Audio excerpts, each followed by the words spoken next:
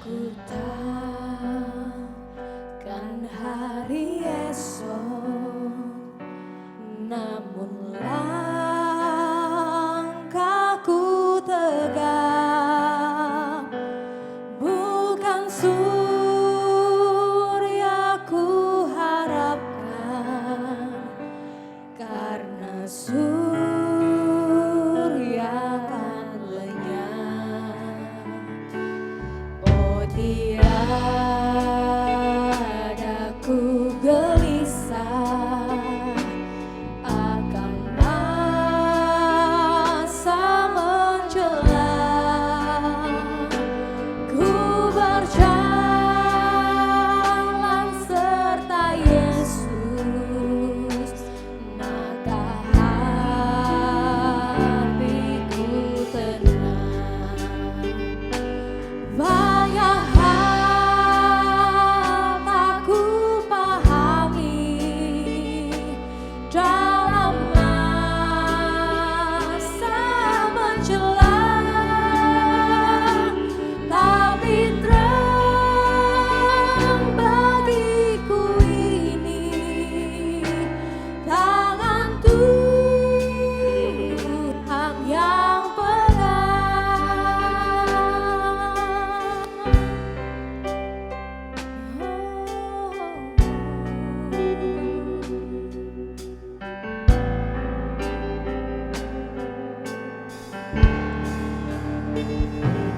makin telah perjalanan, makin tinggi aku naik, dan bebanku makin ringan, makin nampaklah yang baik.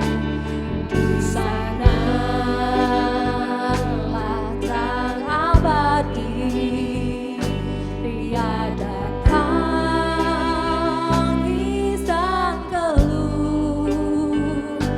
Di negeri seberang pelangi, kita akan menunggu. Banyak hal tak ku pahami dalam masa menjelang, tapi terang bagiku ini tangan Tuhan yang pegang. Banyak hal tak ku pahami dalam masa menjelang, tapi terang bagiku ini tangan Tuhan yang pegang. Tapi terang bagiku ini tangan Tuhan yang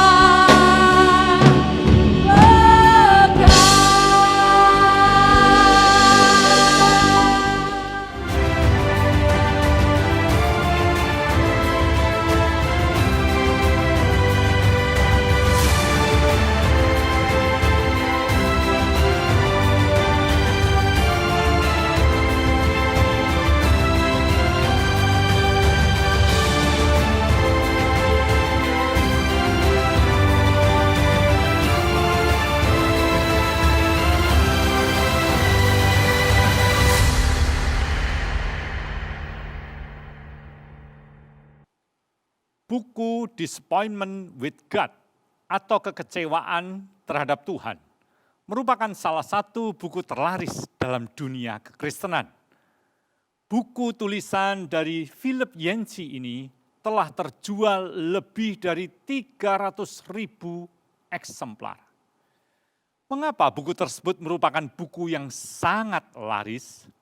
Sebab di dalam bukunya ini, Philip Yancey, seorang penulis Kristen yang sangat terkenal di Amerika, membahas topik yang banyak dirasakan orang, namun jarang di antara mereka yang bersedia untuk membicarakannya. Yaitu topik tentang rasa kecewa terhadap Tuhan. Kalau merasa kecewa kepada manusia, seperti kecewa kepada rekan sekerja atau atasan di kantor, itu adalah hal yang biasa. Namun bagaimana dengan merasa kecewa kepada Tuhan? Pada umumnya, orang walaupun ia merasa kecewa kepada Tuhan, yang bersangkutan akan memendam perasaan itu di dalam hati dan tidak bersedia mengungkapkannya secara lisan. Oleh sebab itu di dalam bukunya ini, Philip Yancey memberi subjudul 3 pertanyaan yang tak seorang pun menanyakannya dengan lantang. Artinya, walau ketiga pertanyaan tersebut ada di dalam hati, namun yang bersangkutan tidak berani terang-terangan mengutarakannya. Ketiga pertanyaan tersebut adalah, yang pertama, apakah Tuhan tidak adil?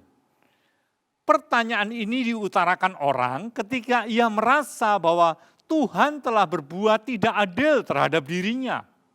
Seperti misalnya, ia telah mengerjakan apa yang Tuhan kehendaki, namun kesukaranlah yang dia alami. Sedangkan orang yang banyak melanggar perintah Tuhan, justru hidupnya tampak aman-aman saja. Pertanyaan yang kedua, apakah Tuhan berdiam diri? Pertanyaan ini muncul di hati orang ketika ia memohon tuntunan Tuhan dan mendapati bahwa Tuhan tidak menjawab permohonannya. Oleh karena Tuhan berdiam diri, maka ia hanya dapat menduga-duga tentang tuntunan Tuhan bagi hidupnya. Ketika dia melangkah berdasarkan dugaan tersebut, ternyata persoalanlah yang ia alami dalam hidupnya. Sebagai contoh, orang yang menduga-duga tentang tuntunan Tuhan mengenai pasangan hidup bagi dirinya. Sesudah menikah dengan orang yang ia duga merupakan pribadi yang Tuhan sediakan bagi dirinya, ternyata sekarang rumah tangganya mengalami banyak persoalan. Atau orang yang akan memulai usaha yang baru dengan menduga-duga bahwa usaha itu adalah kehendak Tuhan bagi dirinya. Sesudah dia berdoa dan menyerahkannya kepada Tuhan, ia menjalankan usaha tersebut.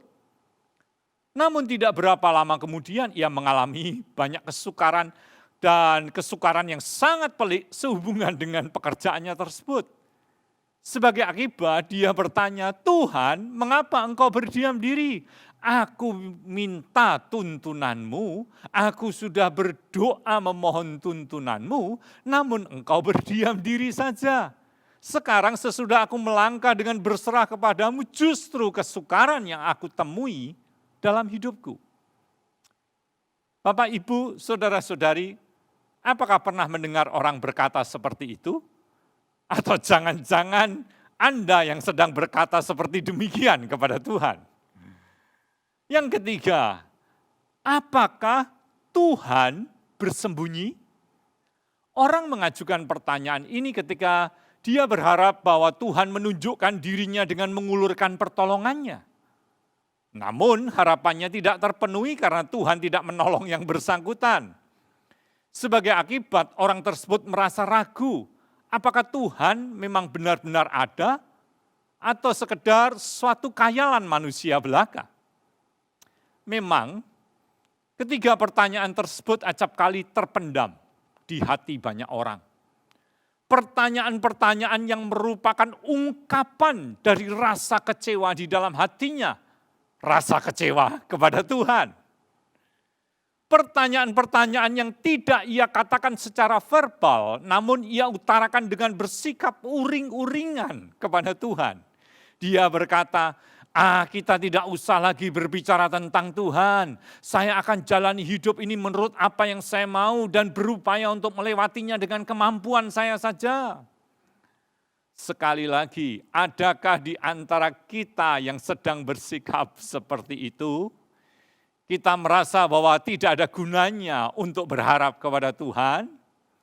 Ya, masih mungkinkah bagi kita untuk tetap berharap kepada Tuhan apabila kita merasa kecewa kepadanya?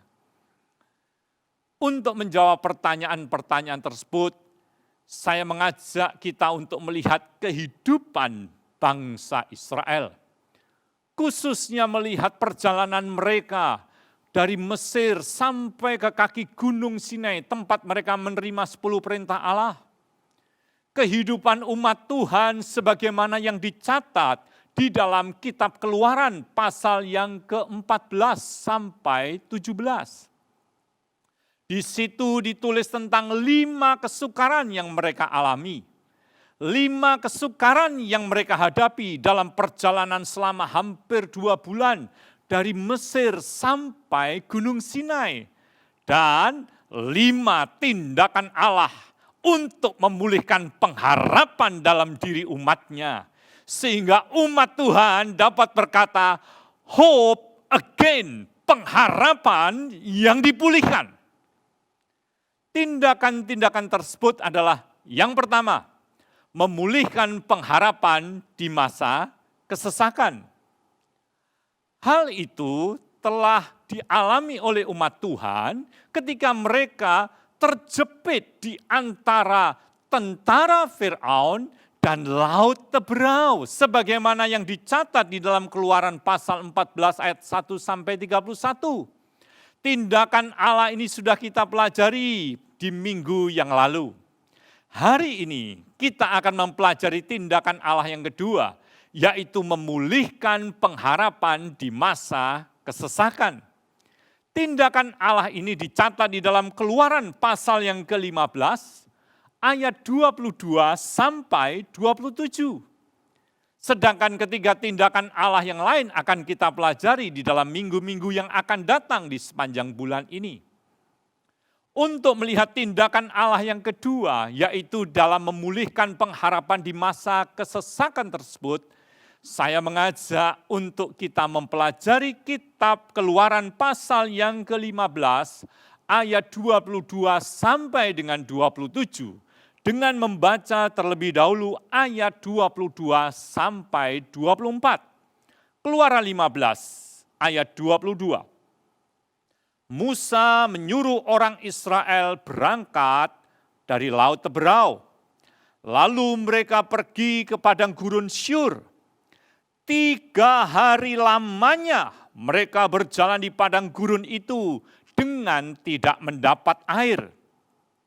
Sampailah mereka ke Mara. Tetapi mereka tidak dapat meminum air yang di Mara itu karena pahit rasanya. Itulah sebabnya dinamai orang tempat itu Mara. Ayat 24. Lalu bersungut-sungutlah bangsa itu kepada Musa. Kata mereka, apakah yang akan kami minum? Sebagaimana yang dicatat di dalam ayat 22 tadi, peristiwa ini terjadi 3 hari. Sekali lagi, 3 hari sesudah mereka menyeberangi Laut Teberau. 3 hari sesudah mereka melihat mujizat yang sangat dahsyat, yaitu bagaimana Allah membelah Laut Teberau, menuntun umatnya berjalan di tanah yang kering, dan kemudian menenggelamkan tentara Firaun yang mengejar mereka ke dalam laut tersebut. 3 hari sesudah mereka menyanyi dan memuji-muji Tuhan karena pertolongan Tuhan yang telah melepaskan mereka dari kejaran tentara Firaun yang bermaksud untuk membawa mereka kembali ke Mesir. Puji-pujian dan tari-tarian yang dicatat di dalam Keluaran pasal 15 ayat 1 sampai 21.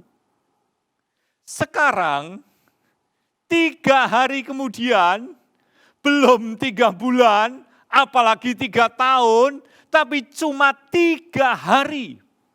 Puji-pujian tersebut berubah menjadi sungut-sungut. Sekarang 3 hari kemudian, tari-tarian karena luapan rasa gembira oleh karena pertolongan Tuhan yang telah mereka alami, berubah menjadi rasa kecewa. Sekarang 3 hari kemudian, dari hati yang penuh dengan ucapan syukur kepada Tuhan, berubah menjadi hati yang penuh dengan kepahitan kepadanya. Kepahitan yang sesuai dengan pahitnya air di tempat saat itu mereka berada. Yang menurut catatan di dalam ayat yang ke-23 yang sudah tadi kita baca, yaitu di Mara. Kata Mara yang artinya adalah pahit. Coba kita lihat kembali 3 pertanyaan yang dicatat oleh Philip Yancey tadi dalam bukunya Disappointment with God atau kekecewaan terhadap Tuhan tadi. Apakah Tuhan tidak adil? Apakah Tuhan berdiam diri? Apakah Tuhan bersembunyi? Mari kita lihat. Yang pertama, jelas di Laut Teberau bangsa Israel melihat bahwa Tuhan bersikap adil. Mereka umatnya ditolongnya dan bangsa Mesir yang melawan kehendaknya dibinasakannya. Yang kedua, jelas dong mereka melihat bagaimana Tuhan tidak berdiam diri. Dituntunnya umatnya dengan tiang awan dan tiang api, sehingga mereka berjalan menyeberangi Laut Teberau dengan selamat. Yang ketiga, apakah Tuhan bersembunyi? Jelas sekali mereka melihat bahwa Tuhan tidak bersembunyi.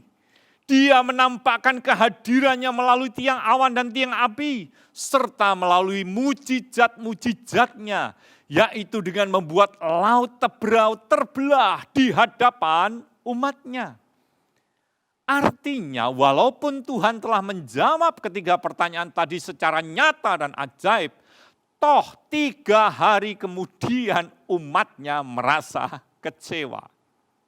Dengan kata lain, walaupun umat Tuhan telah mengalami berbagai mujizat, ketika Tuhan menimpakan 10 tulah atas bangsa Mesir. Dan mereka melihat dengan mata kepala mereka sendiri mujizat yang sangat besar. Yaitu ketika Tuhan membelah Laut Teberau. Sekarang mereka dengan mudahnya melupakan semuanya itu. Sebagai akibat hati mereka diliputi dengan rasa kecewa.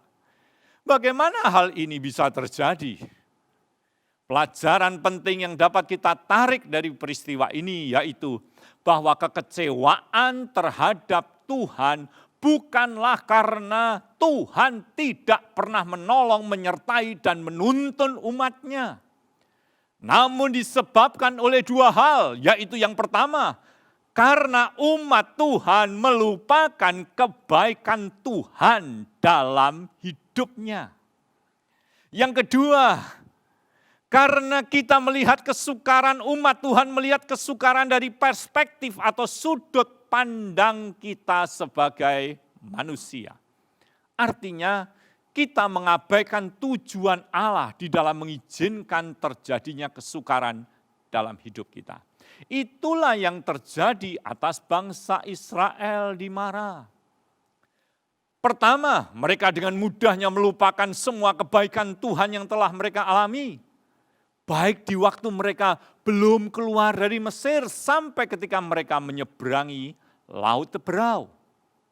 Kedua, mereka memandang kesukaran yang mereka alami di Mara, yaitu pahitnya air yang ada di sana dari sudut pandang mereka sendiri. Akibatnya mereka merasa kecewa. Rasa kecewa yang mereka ungkapkan di ayat yang ke-24 dengan bersungut-sungut kepada Musa dan berkata, apakah yang akan kami minum? Menjawab pertanyaan mereka tersebut, di ayat-ayat selanjutnya kita melihat bagaimana Tuhan bertindak untuk menyadarkan umatnya tentang 3 tujuan Allah dalam mengizinkan umatnya mengalami kesukaran. 3 tujuan yang perlu kita ingat sehingga ketika kita mengalami kesukaran kita tidak akan menjadi kecewa. Namun kita dapat tetap berharap kepadanya. Hope again.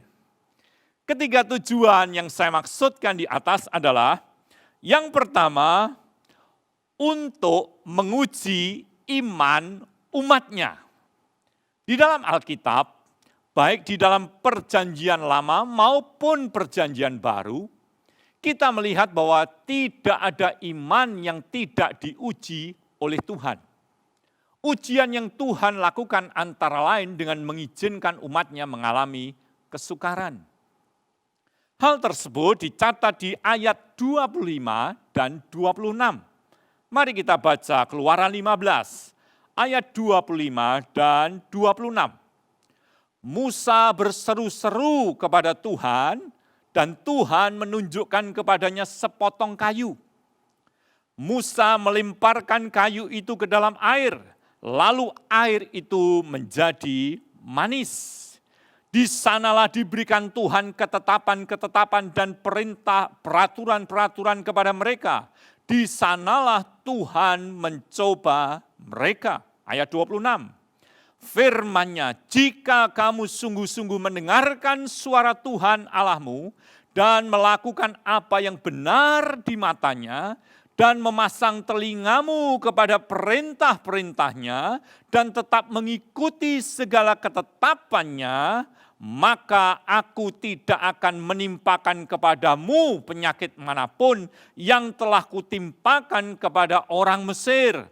Sebab akulah Tuhan, aku Tuhanlah yang menyembuhkan engkau. Saya ulangi kalimat terakhir dari ayat 25 tadi. Di sanalah diberikan Tuhan ketetapan-ketetapan dan peraturan-peraturan kepada mereka, dan di sanalah Tuhan mencoba mereka. Di dalam bahasa Ibrani, kata mencoba ini adalah nasa, yang artinya yaitu menguji atau to test dalam bahasa Inggris. There he tested him.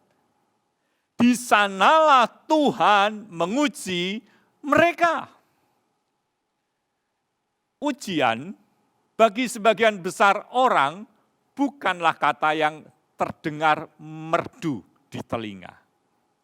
Umumnya bagi para murid, kata itu terdengar sangat menjengkelkan.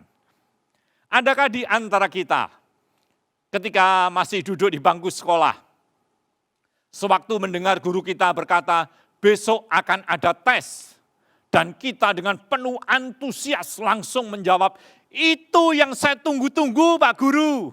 Nah, kalau ada yang menjawab seperti demikian, saya rasa Anda termasuk makhluk yang langka. Bagi para pelajar, umumnya kata tes membuat mereka berpandangan bahwa guru mereka bermaksud untuk mempersulit hidup mereka dan berniat untuk membuat mereka mengalami kegagalan. Sebagai akibat, bukan saja kata ujian terdengar menjengkelkan, namun hati mereka juga merasa kesal terhadap sang guru tersebut. Benarkah seorang guru memberi ujian kepada para muridnya untuk mempersulit kehidupan mereka dan agar mereka mengalami kegagalan? Jelas tidak demikian adanya. Sebagai seorang guru, pastilah tes yang diberikan adalah untuk menguji para muridnya dengan maksud untuk mengetahui sejauh mana mereka telah menguasai pelajaran yang telah mereka terima, bukan untuk mempersulit ataupun untuk membuat mereka gagal. Demikian juga dengan Allah. Kalau Tuhan menguji umatnya, hal itu adalah untuk mengungkapkan sejauh mana mereka telah sungguh-sungguh mempercayai atau beriman kepada Allah. Perlu dicatat bahwa Allah itu pribadi yang maha tahu. Sehingga tanpa harus terlebih dahulu menguji diri kita, Dia sudah mengetahui kesungguhan dari iman kita. Namun masalahnya, kita bukanlah pribadi yang maha tahu seperti Allah. Sehingga bisa jadi kita ini salah menduga tentang iman kita kepada Tuhan. Yaitu kita berpikir bahwa iman kita kepadanya sudah kokoh, padahal bisa jadi ternyata iman kita masih sangat lemah. Itu sebabnya Tuhan mengizinkan kita melewati ujian dalam bentuk kesukaran.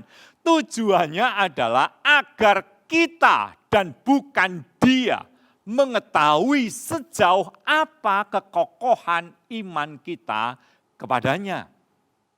Itu sebabnya di ayat yang ke-26 Allah berfirman, jika kamu sungguh-sungguh mendengarkan suara Tuhan Allahmu dan melakukan apa yang benar di matanya dan memasang telingamu kepada perintah-perintahnya dan tetap mengikuti segala ketetapannya. Perhatikan kata jika di awal dari kalimat ini.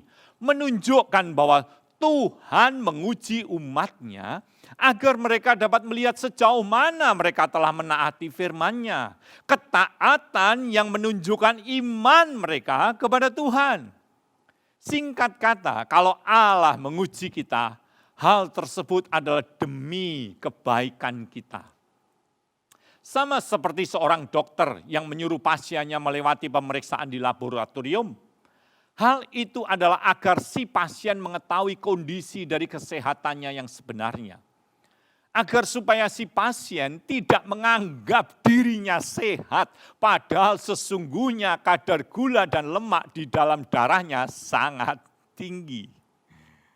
Dan dengan demikian si pasien akan menyadari bahwa ia tidak boleh lagi makan secara serampangan, namun harus menjaga kesehatannya dengan baik.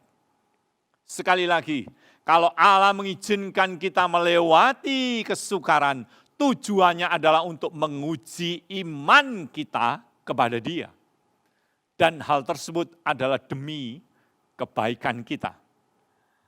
Selanjutnya yang kedua, tujuan Allah dalam mengizinkan umatnya mengalami kesukaran adalah untuk menunjukkan kuasa-Nya. Sebab bila keadaan berlangsung atau situasi berlangsung dengan lancar, acap kali kita lupa tentang besarnya kuasa Tuhan yang sesungguhnya. Sama seperti ketika kita mengemudikan mobil atau sepeda motor dengan kecepatan yang tetap di jalan yang datar. Dalam keadaan seperti itu bisa jadi kita tidak menyadari kekuatan dari mesin dalam mobil yang kita kendarai. Apalagi kalau jalan itu sedang menurun. Mesin mobil kita matikan, mobil tersebut akan tetap berjalan dan meluncur dengan lancar. Di saat seperti itu, mobil dengan mesin yang berkapasitas kecil tidak akan nampak berbeda dengan mobil yang mesinnya berkapasitas besar. Mengapa? Karena di jalan yang menurun tersebut, kedua-duanya sama-sama dapat meluncur walaupun mesinnya dimatikan. Tetapi tidak demikian halnya ketika jalan menanjak dengan tajam. Di situ barulah kita menyadari seberapa besar tenaga dari mesin dalam mobil yang kita kemudikan. Mesin yang bertenaga kecil tidak akan mampu melewati tanjakan tersebut. Bahkan bukannya tidak mungkin, justru dia akan merosot ke bawah. Tetapi mobil dengan mesin yang bertenaga besar akan dengan mudah melewati tanjakan yang curam tersebut.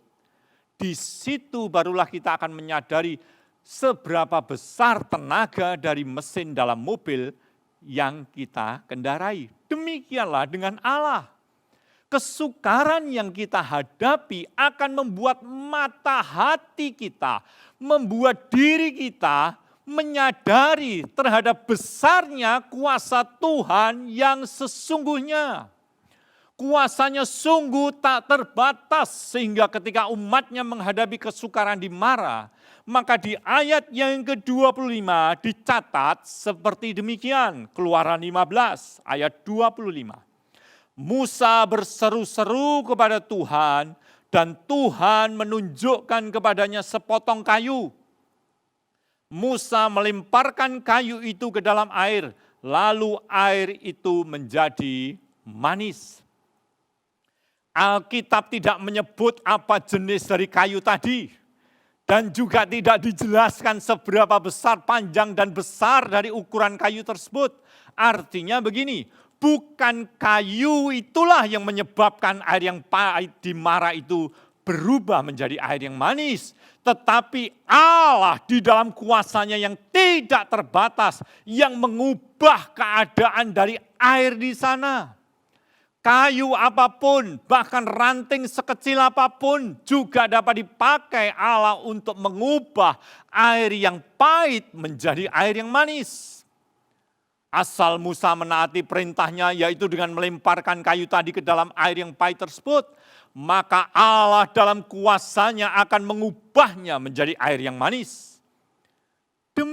Dengan cara demikian, umatnya akan dapat melihat seberapa besar kuasa Allah yang sesungguhnya.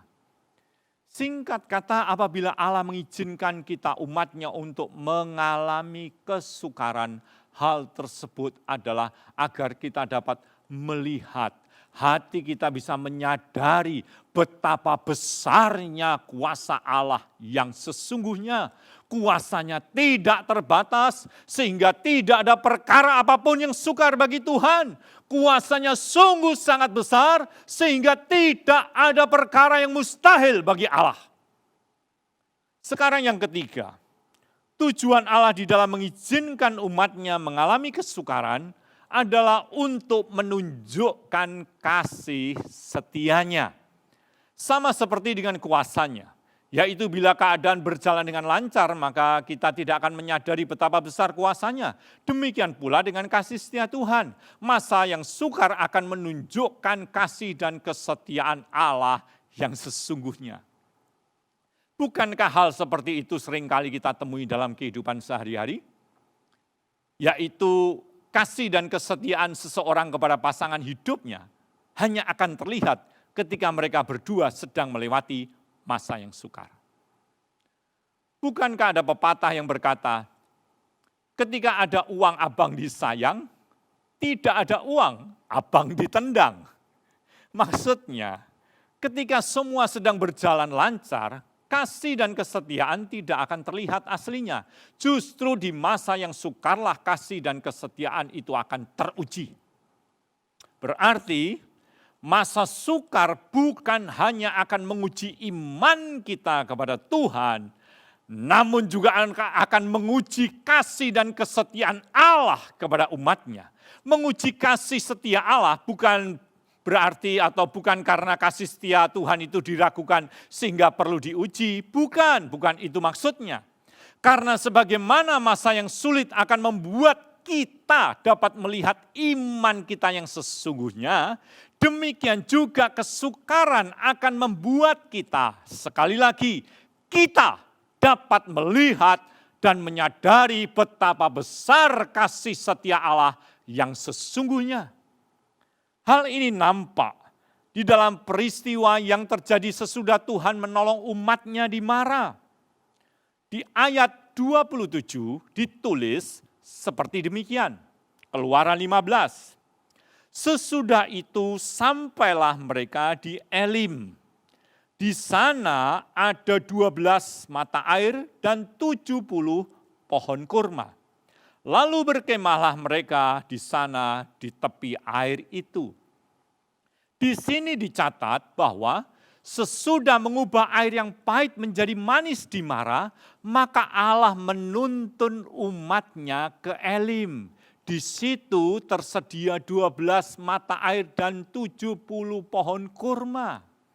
Artinya di Elim Allah menyediakan air yang cukup dan makanan yang berlimpah untuk umatnya. Umat yang beberapa saat sebelumnya telah bersungut-sungut terhadap Allah di Mara. Umat Israel yang ketika menghadapi kesukaran di Mara dengan gampangnya melupakan segala kebaikan Allah yang telah Ia limpahkan bagi mereka. Kebaikan dan kuasa Tuhan yang telah ditunjukkan dengan membebaskan mereka dari perbudakan di Mesir dan menyelamatkan mereka dari kejaran tentara Firaun di Laut Teberau. Terhadap umat yang tidak tahu berterima kasih ini, Allah di dalam kasih setianya tetap bersedia menolong bahkan memberkati mereka baik di Mara maupun di Elim. Itulah besarnya kasih setia Allah. Itulah bukti dari agungnya kasih setia Allah. Kasih setia yang terlihat, teruji, dan terbukti di dalam kesukaran yang dialami oleh umatnya.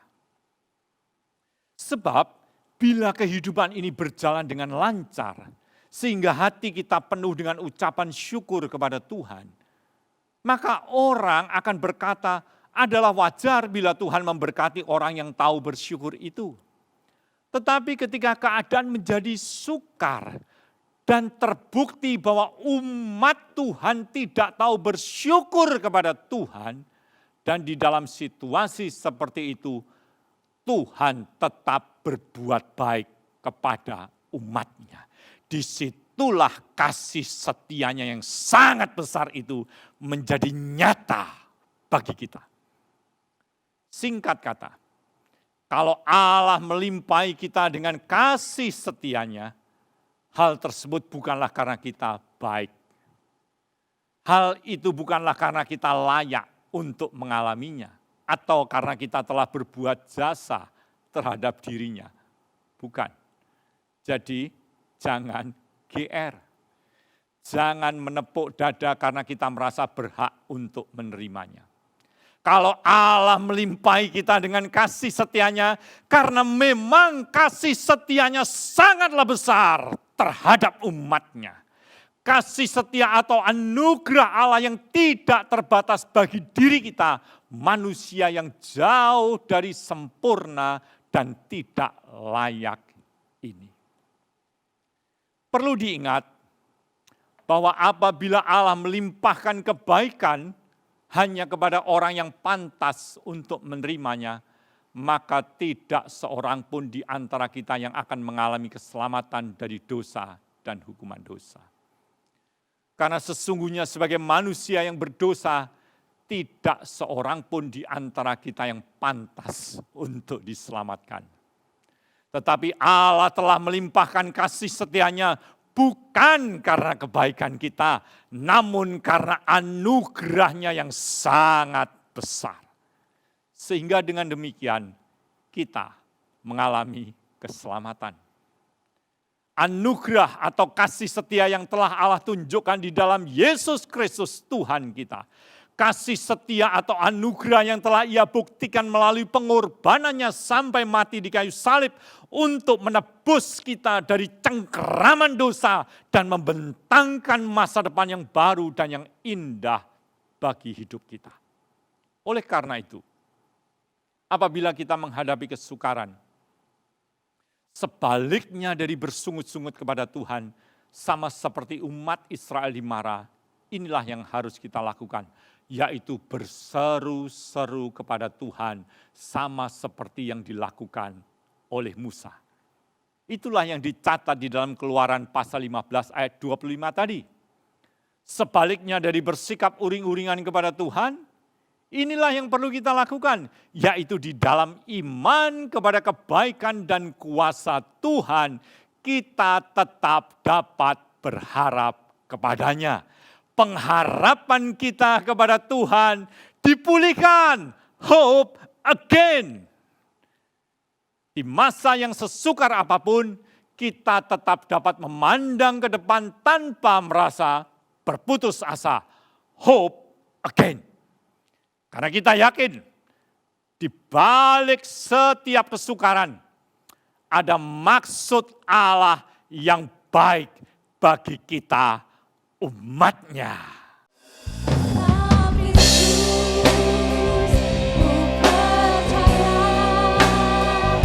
ada kemuliaan di balik salibnya, karena ku nyatakan kemenangan darimu, kekuatanku, harapanku. Dalam Yesus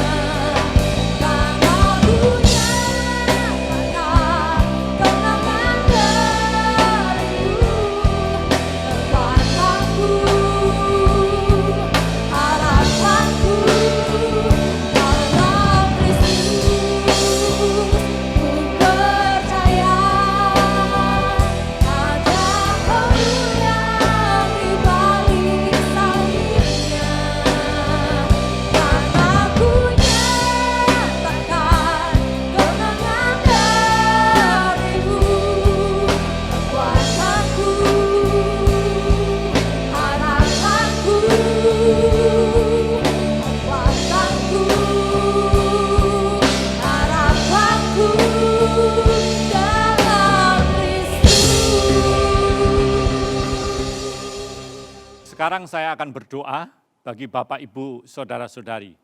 Buka hati kita kepadanya, yaitu kepada Tuhan Yesus, yang kasih, kuasa, hikmat, dan kesetiaannya tidak terbatas dan tidak pernah berubah untuk selama-lamanya. Kalau hari-hari ini perasaan kita dipenuhi dengan rasa kecewa kepada Tuhan, sekarang arahkan hati kita kepada Dia dengan iman dan ucapan syukur. Percayalah bahwa apapun yang kita alami dalam hidup ini, selama diri kita berada di dalam penyertaan dan tuntunannya, semua akan menjadi baik. Everything will be alright. Air yang pahit di Mara akan diubahnya menjadi air yang manis. Bahkan bukan itu saja, Tuhan akan semakin melimpahkan kebaikannya dengan membawa dan menuntun kita dari Mara ke Elim. Mari kita berdoa. Tuhan Yesus, tak habis-habisnya rahmat-Mu, selalu baru setiap pagi.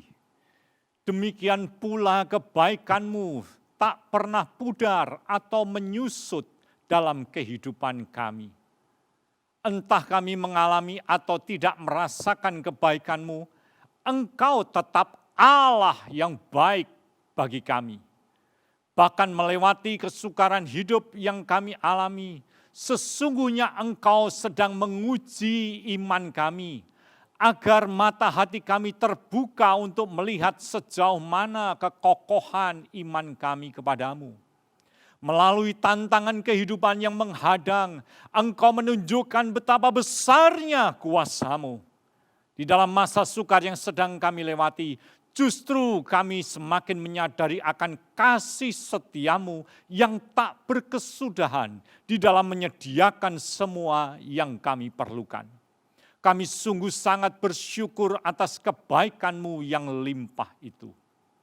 Acap kali kami tidak menyadari bahwa di balik semua kesulitan yang kami alami, terkandung maksud dan rencana-Mu yang indah bagi kami.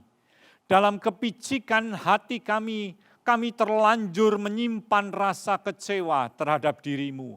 Ampunilah sikap hati kami yang tidak tahu budi ini ya Tuhan.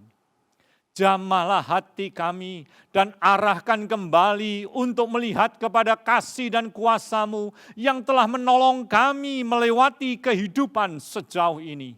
Kehidupan yang limpah dengan kebaikan-Mu walau di masa yang tidak mudah. Oleh karena itu saat ini kami membulatkan hati untuk senantiasa mensyukuri akan kebaikan-Mu ketimbang bersungut-sungut terhadap kesukaran hidup ini. Kami bersyukur untuk kehidupan yang baru setiap hari. Kami bersyukur untuk kesehatan dan kebugaran yang Tuhan berikan. Kami bersyukur untuk kekuatan dan kesanggupan yang Tuhan anugerahkan di dalam bekerja, belajar, dan menjalani kehidupan setiap hari. Bahkan kami bersyukur untuk perlindungan malaikat Tuhan di setiap jalan hidup kami. Ada banyak alasan yang dapat kami syukuri tentang kebaikan-Mu ya Tuhan. Melaluinya kami belajar untuk senantiasa hidup dalam kerendahan hati dan takut akan Engkau. Terima kasih apabila kami dapat beribadah kepadamu hari ini secara online karena Engkau maha hadir. Terima kasih untuk anugerah Tuhan dalam menyertai, memelihara, melindungi, dan semakin melimpahkan berkat-Nya dalam kehidupan kami. Sehingga kami hidup sebagai umat yang dikasihi dan diberkati Tuhan. Kepadamu kami kembali menaruh seluruh harapan kami. Karena kami percaya pengharapan yang kami miliki di dalam Engkau tidak akan pernah berakhir dalam kekecewaan. Sehingga kami dapat memandang masa depan tanpa berputus asa. Karena sesungguhnya di dalam Engkau, di dalam janji-Mu ada hari esok yang indah. Kami juga berdoa untuk masa depan bangsa kami dalam memerangi wabah ini. Kami memohon belas kasihan dan pertolongan Tuhan agar perjuangan bangsa kami mendatangkan kebaikan, kesejahteraan, dan pemulihan. Kami berdoa untuk Bapak Presiden dan segenap jajarannya, para aparat keamanan, para tenaga medis dan lembaga pemerintah yang berwenang, berkatilah jerih lelah mereka bagi pemulihan negeri ini dengan keberhasilan.